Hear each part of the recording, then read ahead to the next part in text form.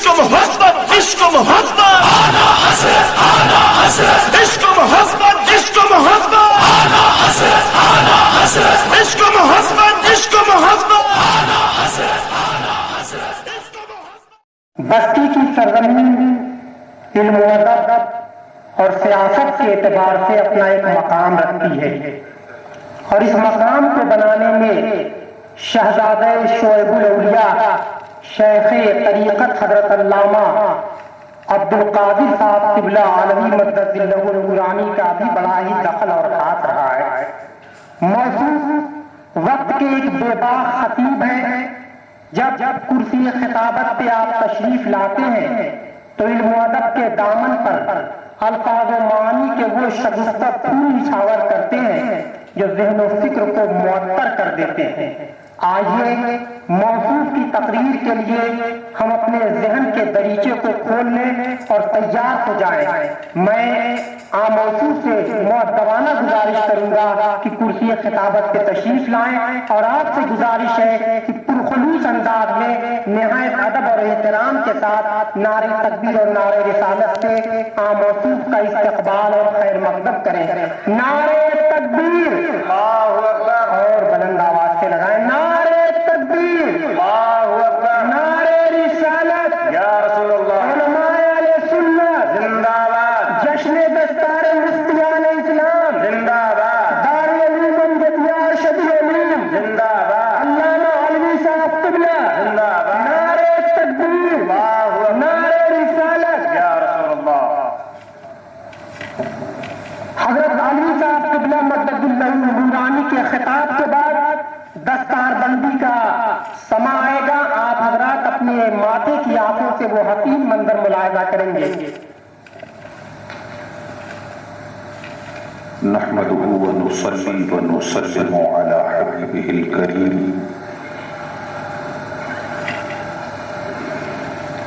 أما بعد فأعوذ بالله من الشيطان الرجيم بسم الله الرحمن الرحيم قل هل يستوي الذين يعلمون والذين لا يعلمون بارك الله لنا ولكم في القرآن العظيم ونفعنا وإياكم بالآيات والذكر الحكيم۔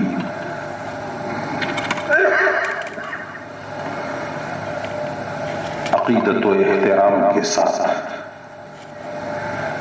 آئیے ہم سب مل کر آقائے نامدار مدنی تاجدار جناب احمد مجتبی محمد مصطفیٰ صلی اللہ تعالی علیہ وسلم کی بارگاہ مقدس میں ہدیہ درود و سلام پیش کرنے کی برکتیں حاصل کر لیں اور پڑھیں اللہم صلی علی سیدنا و مولانا محمد بارک وسلم صلاۃ و سلام علیہ یا رسول اللہ۔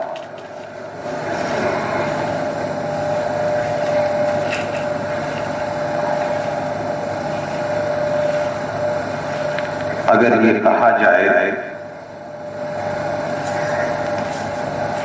کہ مقرر شعلہ بیان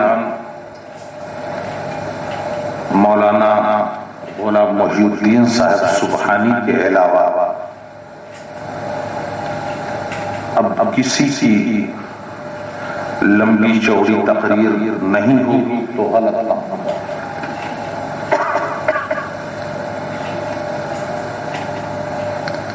انہوں نے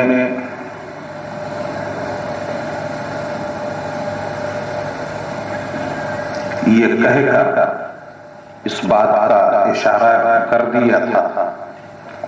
کہ میں محض 10-15 منٹ کے لیے آیا ہوں، ورنہ میری جب تفصیلی تقریر ہوتی ہے تو میں بیٹھ کے تقریر کرتا ہوں۔ یعنی حضرت مولانا شریف الحسن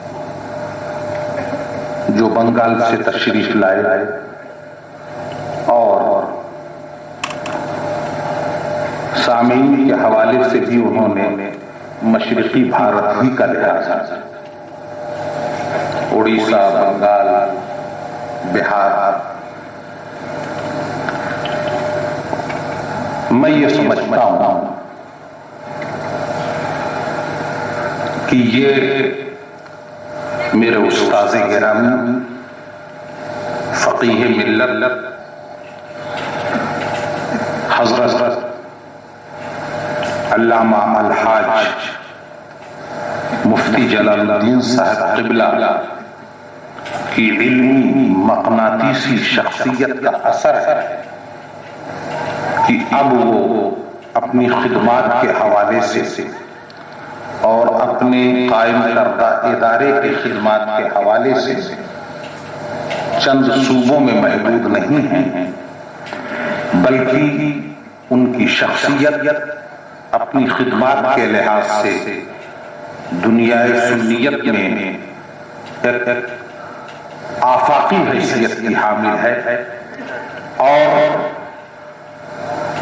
نہ صرف یہ کہ اوجھا گنج کی یہ سرزمین، بستی کا یہ علاقہ،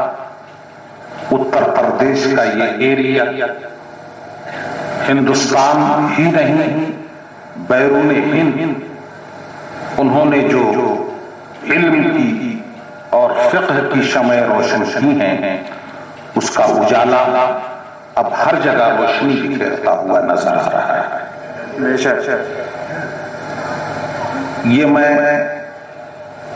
یہ میرے تاثرات،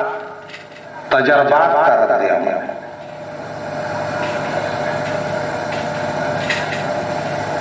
اپنی 25 سالہ جد و جہد سے بھرپور عملی زندگی کے بعد میں اب اس نتیجے پر پہنچا ہوں کہ کن کن محاذوں کے ہمیں کام کرنا ہے، اور مخالفین کے اٹھائے ہوئے فتنوں کا جواب کس اسلوب اور کس انداز میں ہمیں دینا ہے، اس کا سنجیدہ مطالعہ کرنے کی ضرورت ہے، اور خود احتسابی کے عمل سے گزر کر ہمیں یہ فیصلہ لینا ہے۔ مجھے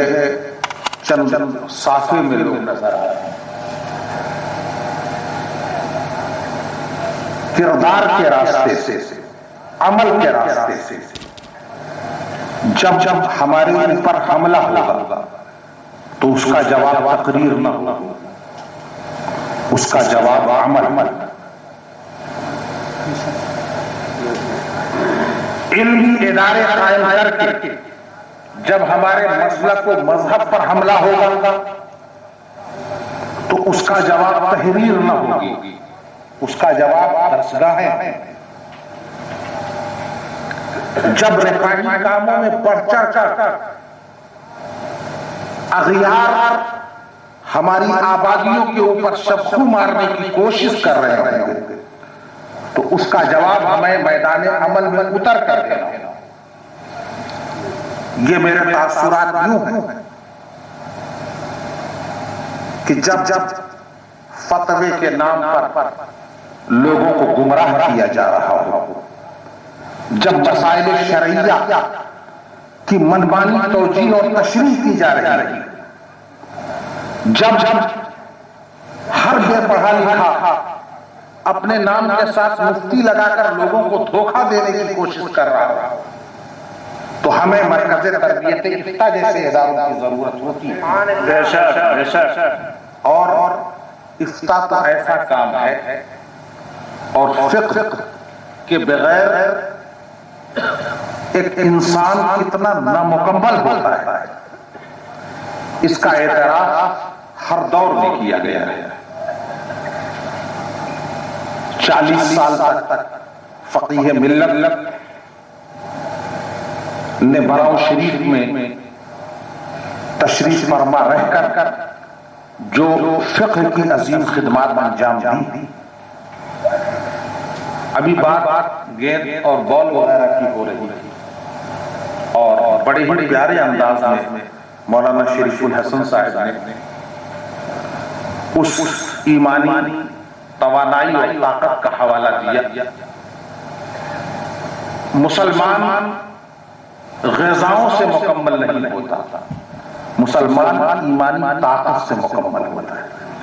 اور اقبال نے تو بہت پہلے کہہ دیا تھا کہ تیری خاک میں ہے اگر شرر تو خیال فقر و غنا نہ کر، تیری خاک میں ہے اگر شرر تو خیال فقر و غنا نہ کر، کہ جہاں میں نان شعیر پہ ہے مدار قوت ہے۔ آج اسلام کا تحفظ انہی اداروں کی بنا پر ہے۔ اگر ہندوستان میں اسلام اپنی پوری توانائیوں کے ساتھ محفوظ ہے تو انہی اداروں کا صدقہ ہے۔ بے شک میں ابھی گجرات کے دورے پر تھا اور مختصر سے وقت میں نے تقریباً کئی ہزار کلومیٹر کا سفر بذریعہ کار کیا، اور وہ سارے علاقے جہاں زلزلہ آیا ہوا تھا، میں عرض کر رہا ہوں کہ دشمن کس انداز میں کام کر رہا ہے۔ عیسائی مشنریوں کو انہوں نے مات دے دی ہے اپنی پرفریب حرکتوں کی بنا پر، لوگوں کو دھوکہ دینے کے لیے۔ مولوی اسد مدنی کا لڑکا محمود مدنی ایک خیمے میں ٹھہرا 2 مہینے سے، اور وہ وہاں کے زلزلے سے متاثر لوگوں کے لیے چھوٹے چھوٹے مکان بنا رہا ہے۔ اب ظاہر سی بات ہے کہ اس کا جواب ہمیں اسی انداز کا کام کر کے دینا ہوگا۔ حد تو یہ ہے کہ فریب کی انتہا نہ رہی کہ حاجی پیر کے نام سے وہاں جو اس نے کالج بنانے کا پروگرام رکھا ہے اس کا نام حاجی پیر کالج۔ ہم لوگوں نے، علماء اہل سنت نے بھی دورہ کیا، سعید بھائی ہمارے موجود ہیں، انجار میں کئی ہزار مکانات کو بنانے کا اس کا پروگرام ہے۔ میں نے اپنے چند احباب سے کہا، اور ابھی میں پھر 9 اور 10 مئی کو اسی ایریے میں پھر جا رہا ہوں، تاکہ ہماری جو سنیوں کی تنظیمیں ہیں اور ان کا تقریباً 5 کروڑ کا پروجیکٹ تھا، میں نے کہا کہ آپ یہ رفاہی کام کرنے کے لیے جا رہے ہو، سنیت پر آپ کا بہت بڑا احسان ہوگا۔ آپ جو یہاں ہاؤسنگ کالونیاں بناؤ، آپ جو یہاں عمارتیں تعمیر کراؤ، اس کا نام رضا نگر رکھو، کسی سوسائٹی کا نام، کسی ہاؤسنگ سوسائٹی کا نام غوث اعظم سوسائٹی رکھو، اور اس علاقے کے لوگوں کو بتلا دو کہ رحم دلی میں یہ مگرمچھ کے آنسو بہانے والے اور ہیں، اور امام احمد رضا کا نام لے کر تمہارے دکھ، درد اور مصیبتوں میں کھڑے ہونے والے۔ اور بے شک بے شک، میں عرض کر رہا ہوں کہ آج زمانے کی قدریں بدل رہی ہیں۔ آج دشمن کتنے حربوں سے لیس ہو کر آج ہماری شخصیت کو، ہماری آئیڈینٹیٹی کو، ہماری پہچان کو مٹانے کی کوشش کر رہی ہے۔ اس میں ہمیں علم و عمل سے اور ایک دوسرے کے ساتھ محبت کے جذبات سے میدان عمل میں کودنا ہوگا، تب ہم ان دشمنوں کا مقابلہ کر سکتے ہیں۔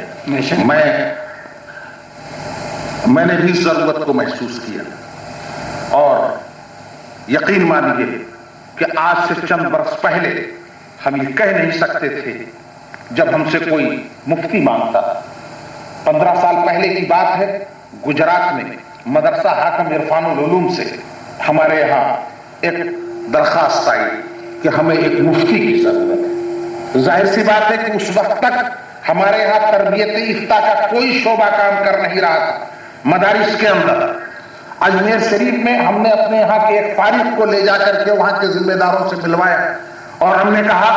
کہ یہ دیکھیے مفتی صاحب آپ کے یہاں بھیجے جا رہے ہیں۔ تو اس نے پوچھا کہ مفتی کی سرٹیفکیٹ ان کے پاس ہے؟ تو میں خود بھی ہنسنے لگا۔ میں نے کہا کہ بھئی مفتی کی سرٹیفکیٹ کیا، جو فقہ میں کافی کچھ مہارت رکھتے ہیں انہی کو مفتی صاحب کہا جاتا ہے، الگ سے کوئی سرٹیفکیٹ نہیں۔ آپ ان کے پاس مسائل پوچھنے کے لیے آئیں گے تو آپ کو تسلی بخش جواب دیں گے۔ لیکن یہ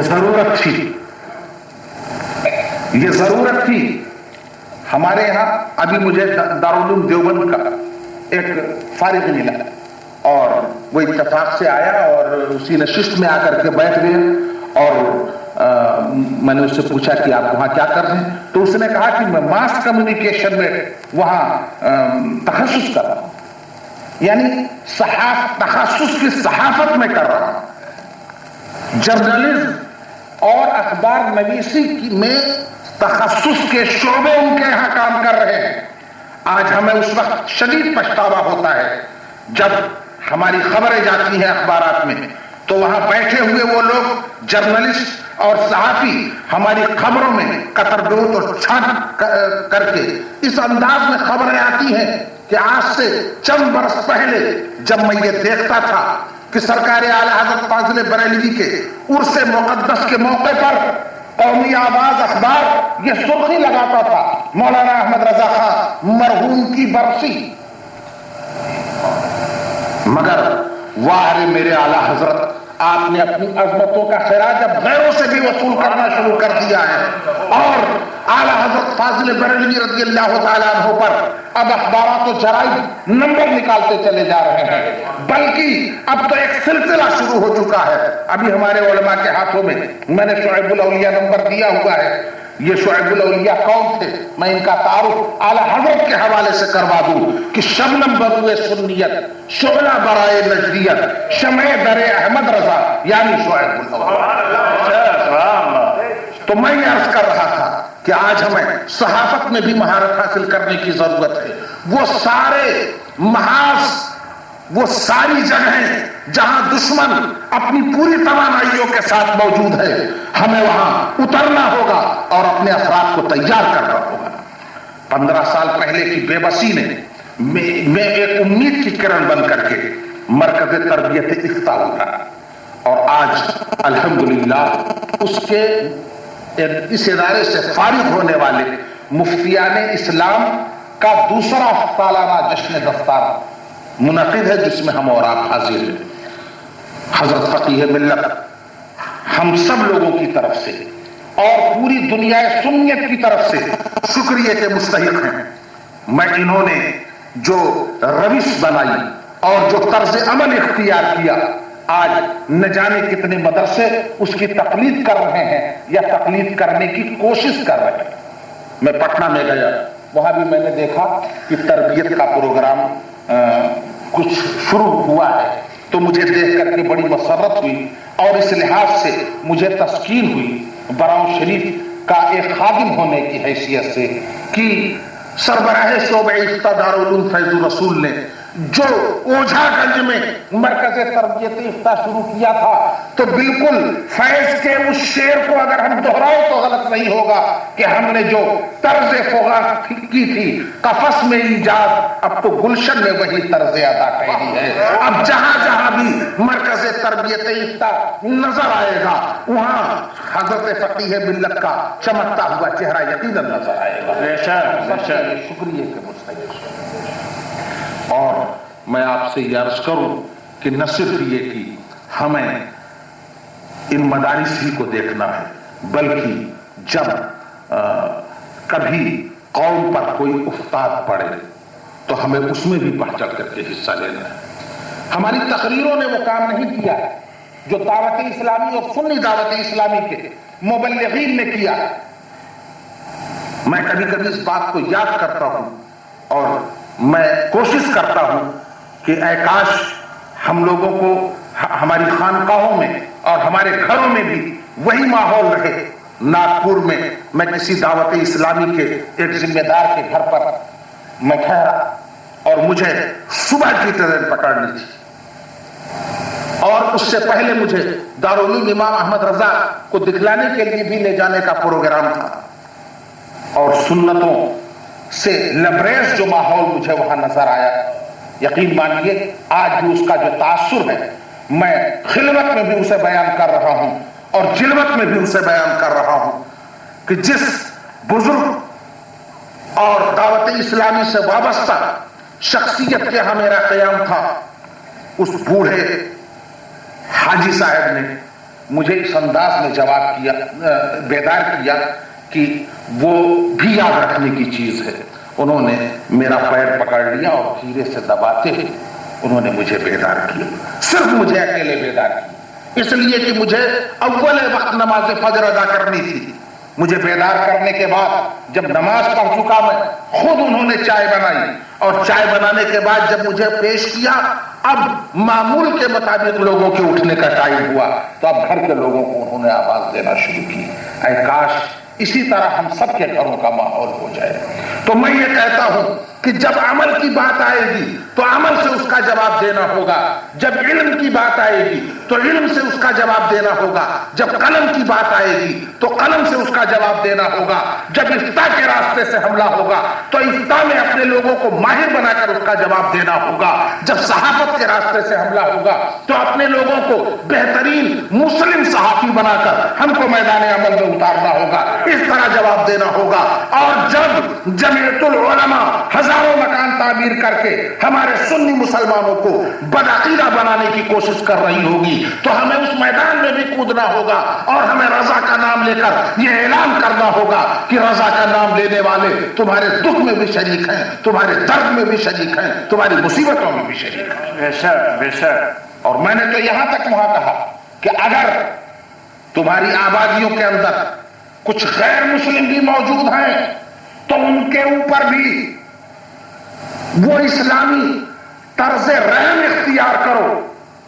تاکہ دنیا کو معلوم ہو جائے کہ مسلمان رحمت للعالمین کا ماننے والا ہے، اور مسلمان ہی کی یہ شان ہے کہ عجیب درد کا رشتہ ہے ساری دنیا میں، کسی کا گھر جلے اپنا ہی گھر لگے ہے مجھے۔ اور جب ہم یہ اس انداز میں ہم کام کریں گے تو کوئی وجہ نہیں کہ ہماری حقانیت کو لوگ نہ سمجھ سکیں، ہمارے مذہب کی عظمتوں کو لوگ نہ سمجھ سکیں، ہمارے مسلک کی برکتیں لوگوں تک نہ پہنچ سکیں، مگر اس کے لیے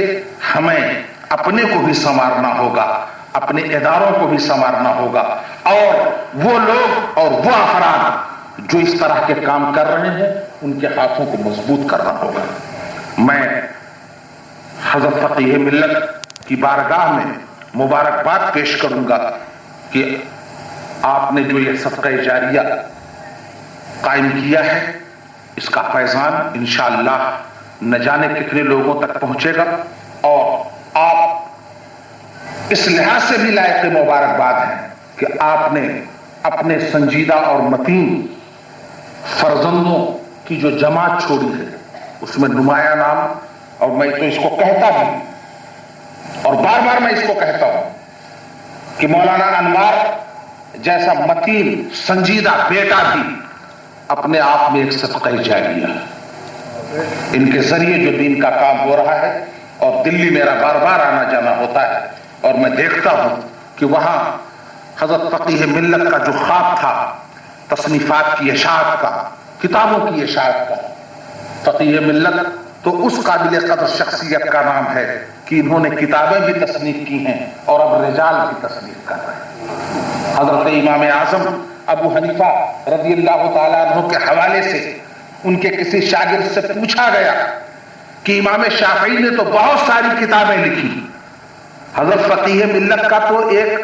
فقہی کارنامہ فتاوی فیض الرسول کی شکل میں ہے۔ دارالعلوم فیض الرسول براؤں شریف میں رہ کر آپ نے جو فتاوی جاری کیے تقریباً 99.9، وہ سارے فتاوی آپ ہی کے تحریر کردہ ہیں فتاوی فیض الرسول میں۔ اور میں نے ایک بار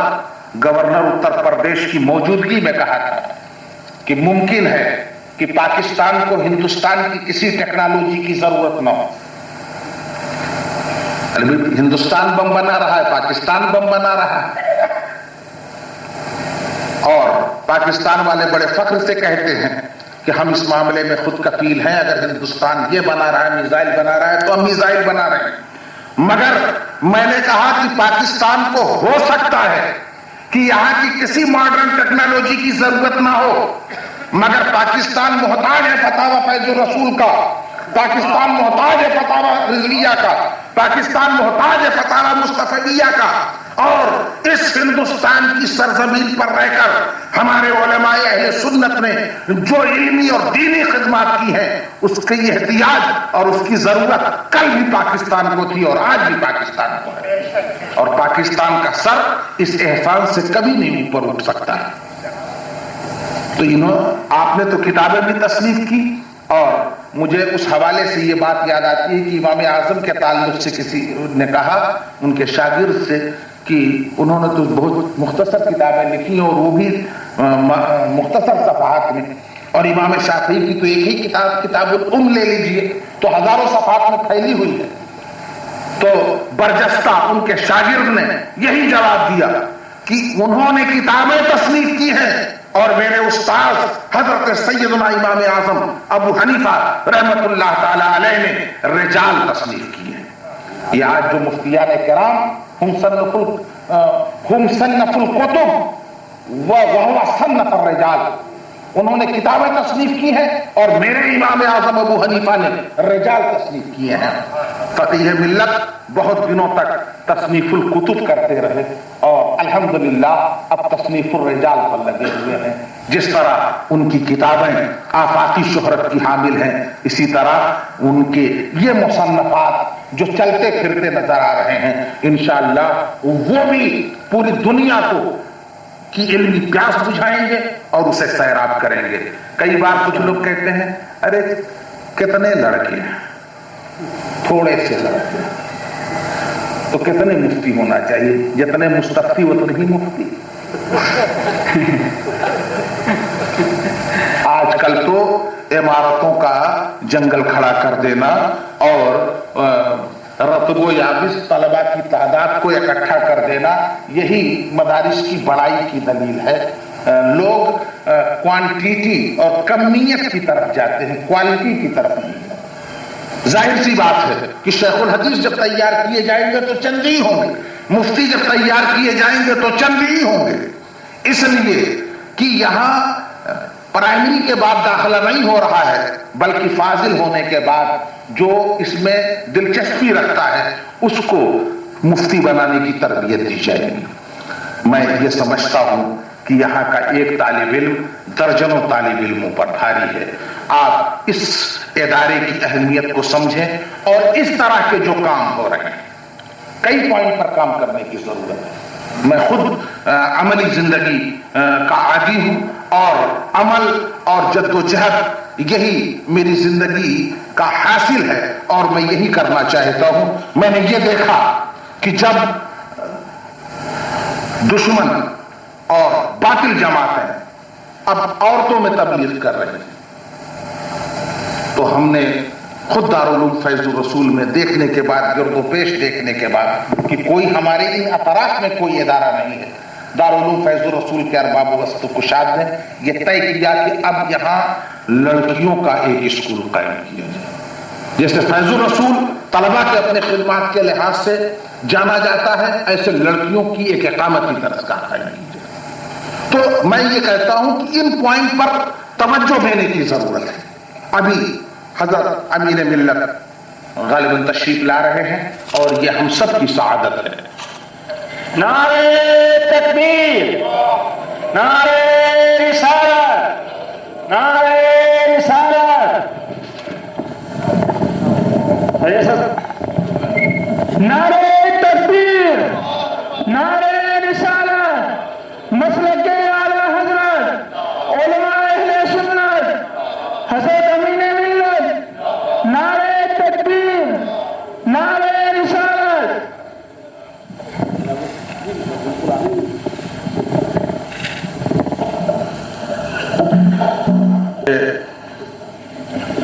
آپ حضرات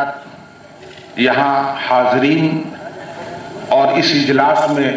شرکا کے لیے ہی یہ سعادت کی بات نہیں ہے بلکہ اس پورے علاقے کے لیے یہ انتہائی سعادت کی بات ہے کہ اپنی تشریف آوری سے ہمارے پورے اس علاقے کو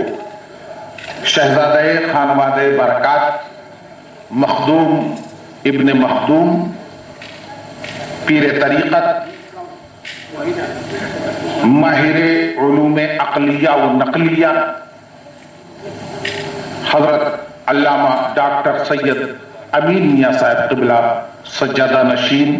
آستانہ برکاتیہ مارحر مقدسہ وہ تشریف لائے ہیں. آپ اپنی ماتھے کی آنکھوں سے ان کی زیارت کر رہے ہیں. یہ اس خانوادے کے چشم و چراغ ہے کہ جس بارگاہ سے ہمیں امام احمد رضا جیسی عبقری شخصیت اور اعلی حضرت فاضل بریلوی رضی اللہ تعالیٰ عنہ اس عظیم المرتبہ شخصیت کا نام ہے کہ جن کی زبان اگر تعریف کے لیے کھلی تو اللہ کے پیارے رسول کے لیے اور اس کی بارگاہ کے محبوبوں کے لیے، مگر آپ کو معلوم کر کے مسرت بھی ہوگی اور حیرت بھی ہوگی کہ جس خانقاہ مقدسہ کے یہ ذمہ دار ہیں اور وہاں کے سجادہ نشین ہیں، اس خانقاہ کے تعلق سے اعلی حضرت ہمیشہ نیازمندانہ طرز عمل اختیار کر کے یہی کہتے رہے کہ کیسے آقاؤں کا بندہ ہو رضا، کیسے آقاؤں کا بندہ ہو رضا، بول بالے میری سرکار.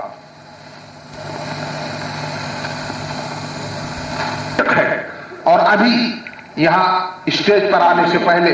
جب میں حضرت کی بارگاہ میں حاضر ہوا تو حضرت نے فوراً ہی ایک پروفارما مجھے دیا اور کہا کہ میں جب یہاں چلا تو میرے ذہن میں چند مدارس تھے اور میں یہ چاہتا ہوں کہ ہمارے ان مدارس عربیہ کی خود ان کی اپنی جو ذاتی سند ہے وہ یونیورسٹیوں کے ساتھ اس کا معادلہ ہو، مساوات ہو اس کی. یہاں کا جو فاضل ہو وہ علی گڑھ مسلم یونیورسٹی میں BA اور MA میں داخلے کا مجاز قرار پائے. وہ پروفارما آپ نے عطا فرمایا. تو جدید اور قدیم دونوں پیرائے میں گفتگو اور جدید اور قدیم دونوں علوم کے شناور شخصیتیں اب اہل سنت و جماعت کی قیادت کا فریضہ انجام دے رہی ہیں. یہ ہمارے لیے فعال نیک بھی ہے، نیک شگون بھی ہے، اور انشاءاللہ ان حضرات کی قیادت میں اہل سنت و جماعت کا کارواں کامیابی کی منزلوں کو طے کرتا ہوا نظر آئے گا. میں یہ عرض کر رہا تھا کہ جس راستے سے حملہ ہوگا، جس طور پر حملہ ہوگا، اسی انداز میں جواب دیا جائے گا. الحمدللہ اب سنیت بیدار ہو رہی ہے اور اہل سنت و جماعت کے رائٹر، مصنف، علماء، خطبہ سب بیدار ہو رہے ہیں اور مسلک حقہ کی اشاعت اور اس کی نمائندگی کا بھرپور فریضہ انجام دے رہے ہیں. اسی کا ایک حصہ مرکز تربیت افتاء بھی ہے. پروردگار اس ادارے کی بہاروں کو سلامت رکھے اور اسے دندونی راہ چوگنی ترقی نصیب فرمائے. علماء اور دیگر حضرات کے تاثرات آپ سنیں گے. میں اپنے انہی چند تاثراتی جملوں پر اپنی گفتگو کو ختم کرتا ہوں اور میں یہ چاہوں گا کہ دستار بندی کے بعد ہم سب پر کرم فرمائیں اور انشاءاللہ آج جو برکاتی دریا بہے گا اس سے آپ بھی سیراب ہوں گے اور ہم سب نے آپ سیراب ہوں گے. یہ شہزادے خانوادے برکات حضرت امین میاں صاحب قبلہ کی تشریف آوری، الجامعۃ الاشرفیہ کے موقر علماء کی حاضری، مفتیان کرام کی تشریف آوری، پیران اعظام کی شرکت، یہ اس بات کی دلیل ہے کہ دارالعلوم امجدیہ کی جگہ صرف زبانوں پر نہیں ہے بلکہ خواص کے دلوں میں ہے. اللہ تعالیٰ اس کی عظمت کو برقرار رکھے اور ہم سب کو اور ہمارے عوام کے دلوں کو اس کی تعمیر و ترقی کے لیے ہمارے دلوں کے دروازے کو کھول دے. وآخر دعوانا الحمدللہ رب العالمین. السلام علیکم.